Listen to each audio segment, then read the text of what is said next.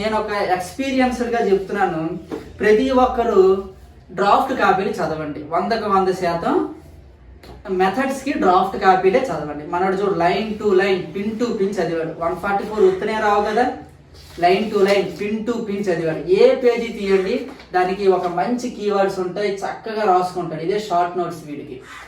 Okay, దాంతోపాటు old copy కూడా చూస్తాడు. నేను 100% చెప్తున్నాను. ఇందులో విజ్ఞాన శాస్త్ర బోధనా పద్ధతులు ఉన్నాయి కదా, ఈ టెక్స్ట్ బుక్లో బోధనా పద్ధతులు అనే కాన్సెప్ట్ జీరో. ఇందులో లేదు, బోధనా పద్ధతులు అనే కాన్సెప్టే లేదు, ఇందులో ఉంది. ఒకవేళ బోధనా పద్ధతులు బిట్ ఇవ్వాలనుకుంటే పాత దాంట్లోనే ఇవ్వాల్సి ఉంటుంది. కాబట్టి మీరు పాతవి తప్పనిసరిగా చదవాలి. మీరు జిరాక్స్ తీసుకుంటారో ఏం చేసుకుంటారో తెలియదు.